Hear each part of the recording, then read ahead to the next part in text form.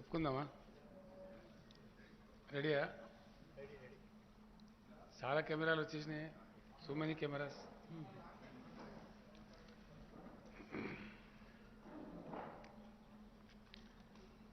దేశంలో కేంద్ర ప్రభుత్వం యొక్క అరాచకాలు ఆగడాలు బాగా మితిమీరుతూ పరాకాష్ఠకు చేరుకుంటున్నాయి. కారణం ఏమిటంటే ప్రజాస్వామ్యబద్ధంగా ఎన్నికైనటువంటి రాష్ట్ర ప్రభుత్వాలను అనేక ముప్పు తిప్పలు పెడుతూ పని చేయనీయడం లేదు. ఇది చాలా రాష్ట్రాలలో చాలా సందర్భాలలో ఎక్కడెక్కడైతే నాన్ బీజేపీ గవర్నమెంట్స్ ఉన్నాయో వాళ్ళు ఎంబడబడి చాలా ఇబ్బందులు పెడతా ఉన్నారు. ఆర్థికమైనటువంటి పరిమితులు విధించడం, రకరకాల దాడులు చేస్తూ వేధించడం, అనేక రకాలైనటువంటి దుర్మార్గాలకు ఈ కేంద్ర బీజేపీ ప్రభుత్వం ఒడిగడుతూ ఉన్నది. ఇది యావత్ దేశమంతా కూడా చూస్తున్నది. ఇటీవల కాలంలో ఢిల్లీలో 2 వింత సంఘటనలు మనం చూస్తాం. ఢిల్లీలో Aam Aadmi party very popular party, అది అందరికీ తెలిసిన విషయం, యావత్తు దేశానికి ప్రపంచానికి తెలిసిన విషయం. అరవింద్ కేజ్రీవాల్ గారి నాయకత్వంలో ఒక సోషల్ మూవ్మెంట్ నుంచి వచ్చిన పార్టీ ఆమ్ ఆద్మీ పార్టీ ఒకసారి కాదు, 2 సార్లు కాదు, 3 టైమ్స్ 3 సార్లు అప్రతిహతమైనటువంటి అద్భుతమైన విజయం సాధించింది రాష్ట్ర ప్రభుత్వాన్ని ఏర్పాటు చేయడానికి. అండ్ ఈ మధ్య కాలంలో మనం ఒక వింత సంఘటన చూసాం, దేశంలో ఎప్పుడు చూడలే అటువంటిది. మున్సిపల్ ఎన్నికలు జరిగినాయి ఢిల్లీలో. అక్కడ గెలిచిన స్పష్టమైనటువంటి ఆధిక్యతతో ఆమ్ ఆద్మీ పార్టీ విజయం సాధించింది ఢిల్లీ మున్సిపల్ కార్పొరేషన్. దాన్ని ఎన్నో కుయుక్తులు చేసి, ఒకటి ఉన్న దాన్ని విభజించి 3 చేసి, ఏదేదో మాయామచ్చింద్ర చేసినా బీజేపీని ప్రజలు తిరస్కరించారు, ఆమ్ ఆద్మీ పార్టీని గెలిపించారు. గెలిపించినటువంటి మేయర్ను ప్రమాణ స్వీకారం చేయడానికి ఇన్ని ముప్పు తిప్పలు పెట్టడం మనం చూసినాం. చివరికి సుప్రీంకోర్టుకు పోయి ఆర్డర్ తీసుకోవాల్సినటువంటి పరిస్థితి. సుప్రీంకోర్టు ఆర్డర్ ఇస్తే తప్ప ఢిల్లీ మేయర్ గెలిచిన తర్వాత కూడా కానియరు. అట్లాంటి ఒక అరాచకమైనటువంటి పద్ధతి. అదే పద్ధతిలో 3 సార్లు చాలా పాపులర్ ఓటు, తక్కువ ఓటుతో గెలవలే అరవింద్ కేజ్రీవాల్ గారు. 3 సార్లు కూడా అద్భుతమైనటువంటి 2 జాతీయ పార్టీలను మట్టి గరిపించి బ్రహ్మాండమైన మేయాటితోని గెలిచిండ్రు. ఒక particular election myself and Mr. Keshwar Rao, we were there in Delhi when the assembly election was going on. I requested KCR garu to go out. He went and made a round and came back. Arvind Kejriwal is hands down winning, sir. This was the statement given to me on that day. అనుకున్న ప్రకారంగానే చాలా పెద్ద majority, with large majority Aam Aadmi Party has formed the government 3 times, not once. అక్కడ ఒక ఎల్జీని తెచ్చి lieutenant గవర్నర్ను గెలిచిన ప్రజాస్వామ్య ప్రభుత్వం నెత్తిన పెట్టి వాళ్ళకు ఊపిరాడకుండా చేసి, పనిచేయకుండా చేసి అనేకమైన దుర్మార్గ చర్యలకు పాల్పడుతున్నారు. చివరికి గతి లేక సుప్రీంకోర్టును ఆశ్రయించింది ఢిల్లీ గవర్నమెంటు, కేజ్రీవాల్ గారి నాయకత్వంలో గవర్నమెంటు. సుప్రీంకోర్టును ఆశ్రయిస్తే సుప్రీంకోర్టు లార్జర్ బెంచ్, చిన్న బెంచ్ కూడా కాదు, 5 మెంబర్ జడ్జి ఉన్నటువంటి చీఫ్ జస్టిస్తో కూడుకున్న బెంచు స్పష్టమైన ఆదేశం ఇచ్చింది. చాలా స్పష్టంగా కుండ బద్దలు కొట్టినట్టుగా రాష్ట్ర ప్రభుత్వం ప్రజల చేత ఎన్నుకోబడిన ప్రభుత్వ కిందనే అధికారులందరూ పనిచేయాలి. వాళ్ళ ట్రాన్స్ఫర్స్ కానీ, మంచి కానీ, చెడ్డ కానీ, వాళ్ళ నియంత్రణ కానీ ఖచ్చితంగా రాష్ట్ర ప్రభుత్వం చేతుల్లోనే ఉండాలి, not in the hands of governor అని చాలా స్పష్టంగా ఆదేశం ఇచ్చింది. దాన్ని అమలు చేయకుండా ఒకటి గెలిచిన ప్రభుత్వాన్ని పనిచేయకపోవడమే అరాచకం. దాని మీద ఎల్జీని తీసుకొచ్చి కూర్చోబెట్టడం మరింత నియంతృత్వ వైఖరి. చివరికి సుప్రీంకోర్టు జడ్జిమెంట్ ఇస్తే ఆ సుప్రీంకోర్టును జడ్జిమెంట్ను కూడా కాలరాసే విధంగా చాలా భయంకరంగా ఒక ఆర్డినెన్స్ తెచ్చినారు. అది మరీ దుర్మార్గం. అంటే చివరికి సుప్రీంకోర్టు జడ్జిమెంట్కి కూడా అతిగతి లేకపోతే అంటే ఎమర్జెన్సీ రోజులు గుర్తుకొస్తున్నాయి. ఏ ఎమర్జెన్సీకి వ్యతిరేకంగా నరేంద్ర మోడీ గారు, బీజేపీ నాయకులు గొంతు చించుకొని మాట్లాడతారో ఎగ్జాక్ట్ ఇదే జరిగింది కదా ఎమర్జెన్సీకి ముందు. అలహాబాద్ హైకోర్టు జడ్జిమెంట్ తర్వాత ఆ జడ్జిమెంట్ను నలిఫై చేస్తూ రాజ్యాంగ సవరణ చేసినారు. సేమ్ ఇదే మోడల్, ఇదే మోడల్లో అప్పుడు చేసినారు. ఆ రోజు దేశం, నేను అప్పటి నుంచి ఇప్పటిదాకా చెప్తా ఉన్నాను, ఆనాడు జయప్రకాష్ నారాయణ గారి నాయకత్వంలో మహా పవర్ఫుల్గా ఉన్నటువంటి ఇందిరాగాంధీ అనుకున్నటువంటి ఇందిరాగాంధీ గారిని ఇట్లా గిల్లి పాడేసింది దేశం, ఒక లోక్ నాయక్ జయప్రకాష్ నారాయణ ఒక పిలుపు అందుకొని. అట్లాంటి ఉదాహరణలు ఎన్నో ఉన్నాయి. మళ్ళీ ఎవరైతే గెలిపించినారో ఇందిరాగాంధీ గారి ప్లేస్లో జనతా పార్టీని, వాళ్ళు తప్పులు చేస్తే మళ్ళీ వాళ్ళని గెలిపేసి మళ్ళీ ఇందిరాగాంధీ గారిని గెలిపించినారు. So India reacts as and when there is something wrong, something grossly wrong, the country reacts. ఇప్పటికైనా మేము విజ్ఞప్తి చేస్తున్నాం, ప్రౌఢశానికి పోకుండా మీరు కూడా ఇందిరాగాంధీ అవలంబించిన ఎమర్జెన్సీ దారిలోనే ఉన్నారు. ఇప్పుడు డెఫినెట్గా మీకు వాళ్ళకి ఏం తేడా ఉందండి? ఎమర్జెన్సీ మీరు ఎట్లా నిందిస్తారు? ఇప్పుడు ఎమర్జెన్సీ ముందు కూడా సేమ్ ఇట్లాంటి సిచ్యువేషన్ ఉండే. అట్లాంటప్పుడు మీకు ఆ నైతిక హక్కు లేదు. మీరు we demand the prime minister to withdraw the ordinance yourself, or else we will all support Shri Arvind Kejriwal ji, will stand by him. ఆ ఆర్డినెన్స్ను ఓడించడానికి ఖచ్చితంగా లోక్సభలో రాజ్యసభలో మాకున్న శక్తి అంతా ప్రయోగించి ఆర్డినెన్స్ను ఫెయిల్ చేస్తాం, పాస్ కాకుండా చేస్తాం. కాబట్టి ఇప్పటికైనా కేంద్ర ప్రభుత్వం కళ్ళు తెరిచి you withdraw the ordinance yourself, unnecessary don't make an issue. Let the government leave, let the government work. కొన్ని మంచి పనులు జరిగినాయి ఢిల్లీలో. నేను వెళ్ళినప్పుడు కూడా కేజ్రీవాల్ గారు స్వయంగా నన్ను తీసుకెళ్లి చూపెట్టినారు.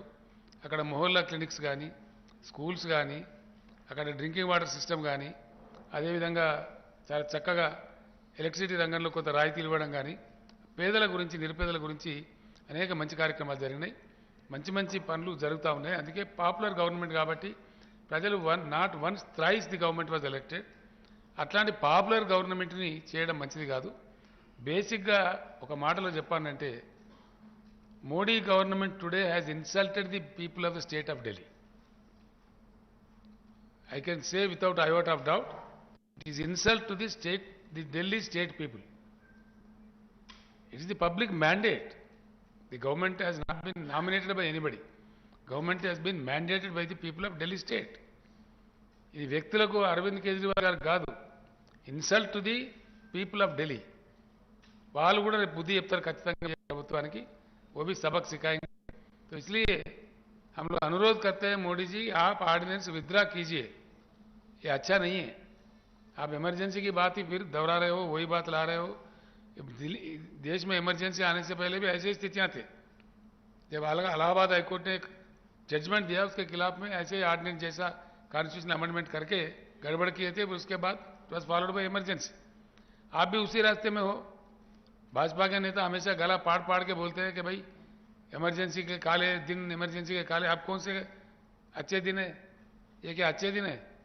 इमरजेंसी के काले दिन से भी बुरा है. It's worse than emergency.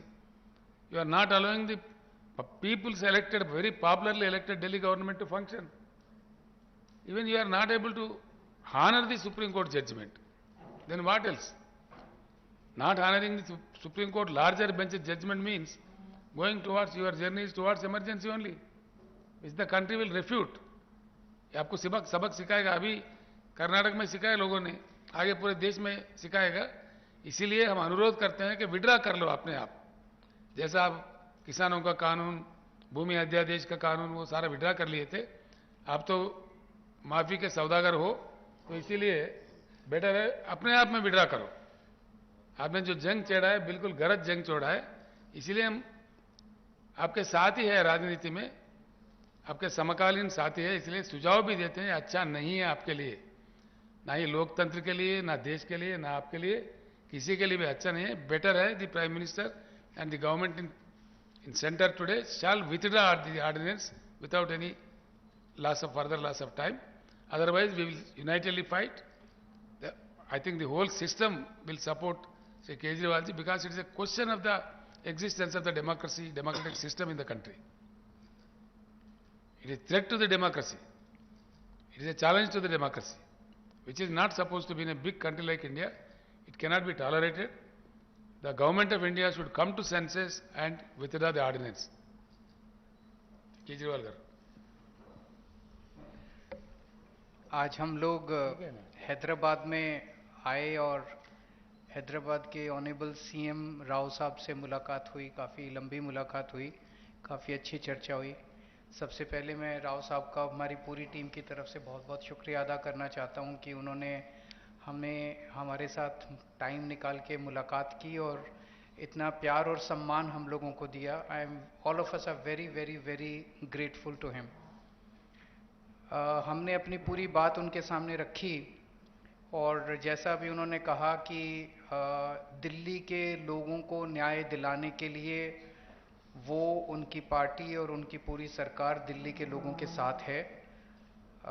ये बात केवल दिल्ली की नहीं है, ये बात देश के जनतंत्र को बचाने की है। जो अध्यादेश पारित किया गया है वो देश के जनतंत्र के खिलाफ है, संविधान के खिलाफ है। सो उनकी सपोर्ट से हमें बहुत ताकत मिली है और हम इस सपोर्ट के लिए मैं पूरे दिल्ली के लोगों की तरफ से उनका तहे दिल से शुक्रिया अदा करना चाहता हूँ। हमारी सरकार दिल्ली में पहली बार जब 2015 में बनी थी, फरवरी 2015 में दिल्ली में हमारी सरकार बनी थी। फरवरी 2015 में सरकार बनी और 23 मई को, मात्र 3 महीने के बाद, मोदी सरकार ने एक नोटिफिकेशन लाके हमारी सारी पावर छीन ली 3 महीने में। तो अब ब्यूरोक्रेसी के ऊपर, पहले हमारे से पहले शीला दीक्षित जी की सरकार थी। शीला दीक्षित जी का पूरा कंट्रोल था ब्यूरोक्रेसी के ऊपर, transfer, posting, disciplinary action, creation of new posts. So जितने सर्विस रिलेटेड मैटर्स हैं, शीला दीक्षित जी का पूरा कंट्रोल था। हमारी सरकार आने के बाद 23 मई 2015 को उन्होंने नोटिफिकेशन लाके ये सारी पावर छीन ली। तो as a chief minister of Delhi I can not even transfer post, education secretary, health secretary, deputy secretary, मैं कुछ नहीं कर सकता। वो सारी पावर छीनने के बाद 8 साल तक दिल्ली के लोगों को उन्होंने अपंग करके रखा। हम दिल्ली के लोग 8 साल तक कोर्ट दर court, high court, supreme court लड़ते रहे। 8 साल की हमारी लड़ाई के बाद 11 मई को, अभी पिछले कुछ दिन पहले, सुप्रीम कोर्ट की संविधान कॉन्स्टिट्यूशन बेंच ने, 5 जजों ने मिलकर 5-0 से दिल्ली के लोगों के हक में फैसला दिया। 8 साल की लड़ाई के बाद दिल्ली के लोगों को न्याय मिला कि उनकी चुनी हुई सरकार को काम करने का अधिकार मिला। हमें 8 साल लग गए उस नोटिफिकेशन को कैंसिल कराने में और न्याय लेने में। उसके 8 दिन के अंदर 11 मई को ऑर्डर आया सुप्रीम कोर्ट का। 19 मई को मोदी सरकार ने ऑर्डिनेंस लाके सुप्रीम कोर्ट के ऑर्डर को निरस्त कर दिया, पलट दिया। पूरे देश भर में लोग कह रहे हैं कि जिस देश का प्रधानमंत्री सुप्रीम कोर्ट को नहीं मानता, सुप्रीम कोर्ट के आदेश को नहीं मानता, फिर न्याय लेने के लिए लोग कहां जाएंगे? अगर देश का प्रधानमंत्री कहता है कि मैं सुप्रीम कोर्ट के आदेश को नहीं मानता और कानून लाके वो आदेश को पलट देता है, तो फिर तो न्याय के लिए कोई जगह नहीं बच जाती है। कहां जाएंगे फिर लोग न्याय लेने के लिए? फिर तो कोई अंतिम चीज ही नहीं है। वो प्रधानमंत्री जी कहते हैं मैं नहीं मानता सुप्रीम कोर्ट को, ऐसे देश कैसे चलेगा? ये तो बिल्कुल गलत है। अब ये अध्यादेश लाके वापस सारी पावर छीन ली। तो एक तरह से, जैसे अभी राव साहब ने बिल्कुल सही बोला, ये अध्यादेश दिल्ली के लोगों का अपमान है, घोर अपमान है। एक तरह से प्रधानमंत्री जी ये कह रहे हैं कि तुम जो मर्जी सरकार चुनो, मैं उसको काम नहीं करने दूंगा। तो दिल्ली के लोगों को चैलेंज कर रहे हैं प्रधानमंत्री मोदी जी कि तुम जो मर्जी सरकार चुनोगे, मैं काम नहीं करने दूंगा। और ये बात केवल दिल्ली के लोगों की नहीं है, पूरे देश में हम लोग देख रहे हैं कि अगर किसी राज्य के अंदर लोग नॉन बीजेपी गवर्नमेंट बना देते हैं तो उसको काम नहीं करने देते। या तो 3 तरीके अपनाते हैं, या तो वहां पे एमएलए खरीद लेते हैं दूसरी पार्टी के, सरकार गिरा देते हैं। कितना हमने देखा, कितनी जगह पे देखा, एमएलए खरीद के सरकार गिरा देते हैं। या एमएलए तोड़ लेते हैं, ईडी भेज के, सीबीआई भेज के, डरा के एमएलए तोड़ लेते हैं, सरकार गिरा देते हैं। या फिर ऑर्डिनेंस ले आते हैं गवर्नर के जरिए, गवर्नर का गलत इस्तेमाल करके सरकार को तंग करते हैं। जैसे आप लोगों के गवर्नर आपके बिल नहीं पास होने देते, काम नहीं करने देते उन लोगों को।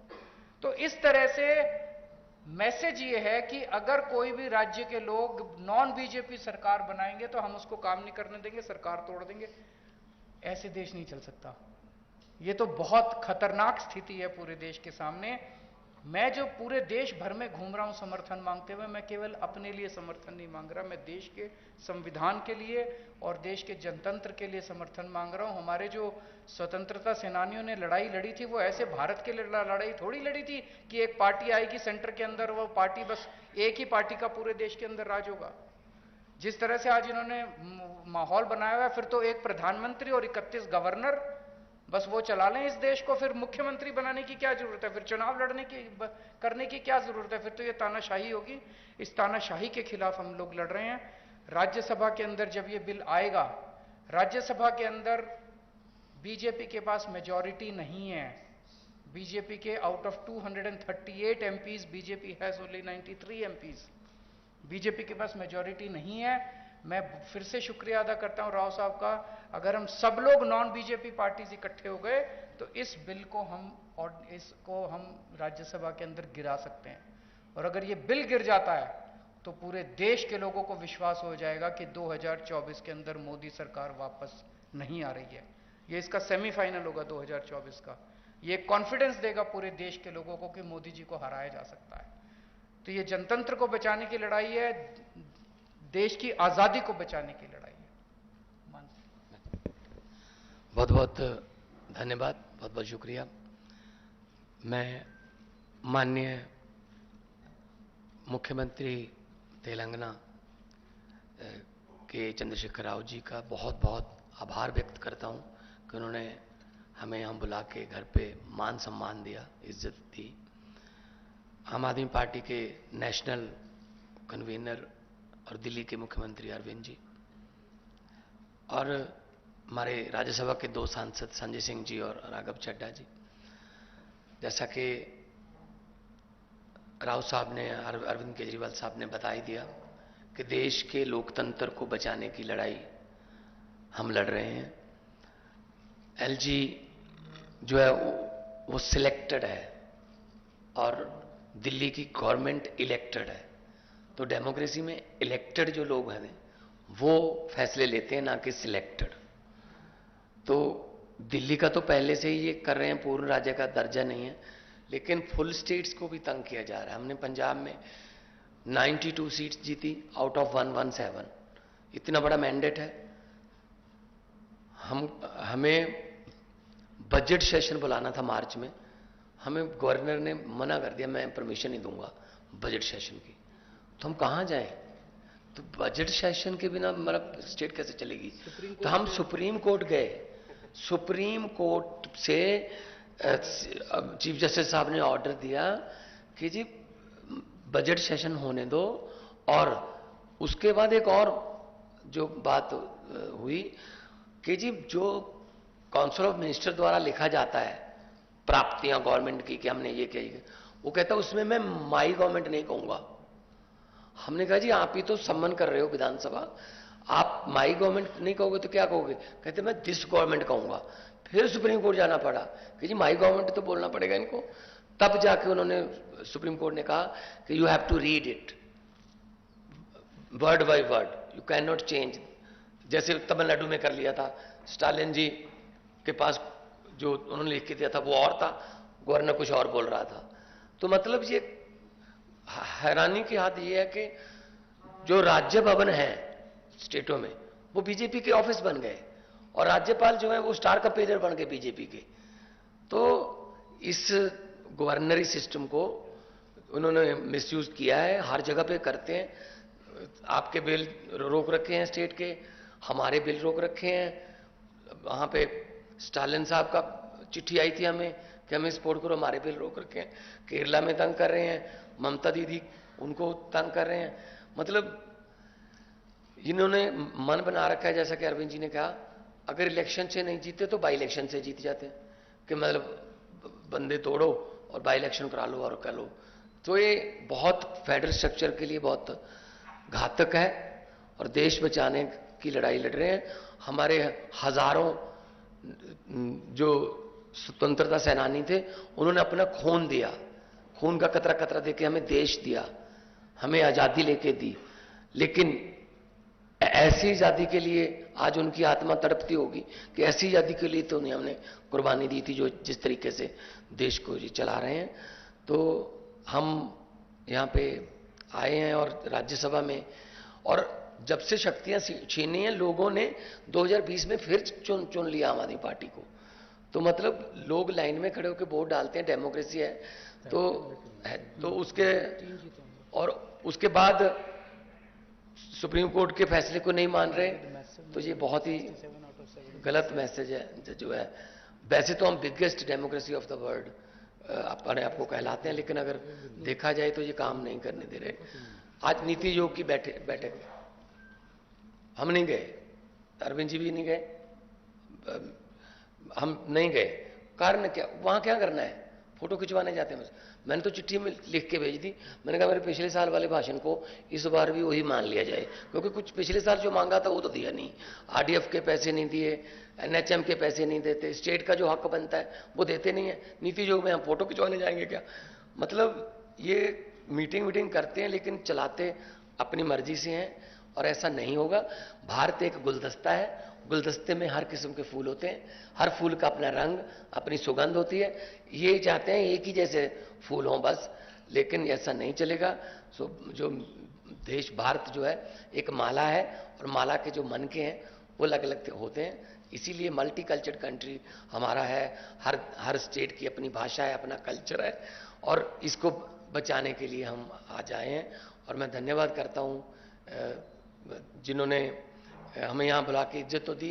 इससे पहले भी किसानों ने जो आंदोलन किया था, तो इन्होंने, मुख्यमंत्री तेलंगाना आए चंडीगढ़ में, 700 से ज़्यादा इन्होंने जो शहीद हो गए थे किसान, उनको 2-2 लाख रुपए के चेक भी दे के आए हैं। तो हम लोग पूरे देश को एक मानने वाले हैं। जहाँ अच्छा काम हो रहा हो वहाँ हम जाते हैं। मैं चेक डैम देख के गया था, 2 दिन की मैं विजिट किया था। चेक डैम कैसे बने, हम भी अपना पानी जो है पंजाब का ग्राउंड लेवल पर बचाने के लिए, अच्छी चीज़ सीखने के लिए कहीं भी जाना पड़े जाएंगे। अपने देश को नंबर 1 बनाना है तो हमें इकट्ठे होकर काम करना पड़ेगा। Thank you.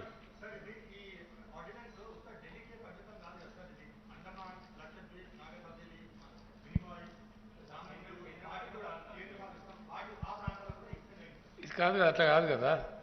ఢిల్లీలో ఎలక్టెడ్ గవర్నమెంట్ ఉంది, అండమాన్కు ఢిల్లీకి చాలా డిఫరెన్స్ ఉంది. That you should know. Those central territories are clearly under the rule of LGs, the direct control of Government of India. But here, it's a very popularly elected government. The government is allowed to function independently like any other state government. That's the order of the Supreme Court, abundantly clear, abundantly. The question here is, if the Government of India doesn't honor the Supreme Court, then what will be the fate of the country? You don't do it yourself, you don't oblige democracy. Even at the instance, at the judgment of Supreme Court, if you don't react, don't act accordingly, then what is the fun? ఎక్కడ తీసుకుపోతారండి దేశాన్ని? ఏం చేయదలుచుకున్నారు? ఈ గవర్నర్లు ఏంది, ఇదంతా ఏం జరుగుతుంది దేశంలో? గవర్నర్ పిలవడం గవర్నర్ బాధ్యత. ఏది? బడ్జెట్ చేసి పిలవడం, స్టాట్యూటరీ ఆబ్లిగేషన్. 31 మార్చి లోపల ఒకవేళ లేని పరిస్థితి ఉంటే, పాస్ అయ్యే పరిస్థితి లేకపోతే 1 లైన్ చెప్పి, రెస్యూజరీ పవర్ స్పీకర్ దగ్గర ఉంటాయి, 1 లైన్ చెప్పి దాన్ని పాస్ చేయకపోతే స్తంభించిపోతుంది వ్యవస్థ. అట్లాంటి వాడి కోసం పెట్టినటువంటి ఒక అలంకారప్రాయమైన గవర్నర్ పోస్టులను నేను బడ్జెట్ నేను పెట్టనియా, బడ్జెట్ పాస్ కానియా అని ఒక పంజాబ్ ముఖ్యమంత్రి గారు మీ ముందే చెప్పారు కదా. సుప్రీంకోర్టుకు పోయి బడ్జెట్ ప్రవేశపెట్టి ఆర్డర్లు ఇచ్చే దిక్కుమాలిన గవర్నమెంట్ ఎప్పుడైనా చూసినామండి ఇండియాలో? ఇంత దౌర్భాగ్య పరిస్థితి ఉంటుందా? ఇంత సెన్స్లెస్ ఎప్పుడైనా చూసినామా? ఇక్కడ దురదృష్టం ఏంటంటే, ప్రజాస్వామ్యం పరిణతి చెందుతున్న కొద్దికి మెచ్యూరిటీ లెవెల్స్ పెరగాలి. Democratic maturity levels shall grow. అట్లాంటిది ఉల్టా రివర్స్ అయిపోయి ఆడవిక రాజ్యంలాగా, పాశవిక రాజ్యంలాగా. నిన్నగాక మొన్ననే కర్ణాటకలో ప్రజలు కర్రుగాల్చి వాద పెట్టారు. వంగి ఫర్షీ స్థలమందులు వెనకటి ఇట్లా భూమి మీద వెనకటి దండం పెట్టారు. ఆ వంగి కోద్దండాలు పెట్టినా కూడా తీసి చంపి పడేసారు అక్కడ. దాన్ని చూసినా కనీసం బుద్ధి రావాలి. ఈ పద్ధతి కాదు, మేము చేస్తున్న పని కరెక్ట్ కాదు, ఒక పక్క ప్రజలు తిరస్కరిస్తున్నది. అలా కానే లేదు, వచ్చి ఢిల్లీలో ఆర్డినెన్స్ ఇష్యూ చేశారు. ఇది సుప్రీంకోర్టు జడ్జిమెంట్కి వ్యతిరేకంగా. That is what we are condemning. మీకు గౌరవం లేదు, దాని మీద కోర్టు పోయినారు, కోర్టు జడ్జిమెంట్ ఇచ్చింది, కనీసం అది కూడా హానర్ చేయరా? ఇది అన్నిటి కాదు ఇచ్చింది, జడ్జిమెంట్ వచ్చింది అన్నిటి మీద కాదు మిస్టర్ రాహుల్. జడ్జిమెంట్ వచ్చింది ఢిల్లీ గవర్నమెంట్ మీద, కోర్టుకు వెళ్ళింది కూడా ఢిల్లీ గవర్నమెంట్. Thank you.